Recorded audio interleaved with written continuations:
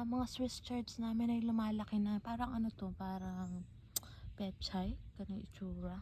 Mga ganun na itsura. Parang sa pechay. Pero yung onion, wala pa ako nakikita. Tsaka yung okra. Ano ba yan? Sana naman to. Oh, wait. Parang may nakikita akong tubo. See? Ayan o, ang dami naming Swiss chard na tumutubo. Ayan ang itsura niya. Pag lumaki siya, medyo may purplish. Yung kanyang tangkay ay purple. Ayan o. Ang lamig kasi kaya hindi ako makapag-focus. Yung kamay ko na ilalamig. Nangangatog kanina. Oh, bak.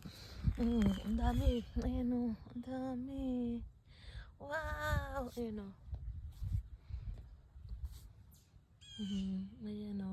Ang dami na akong Swiss chard. Wow!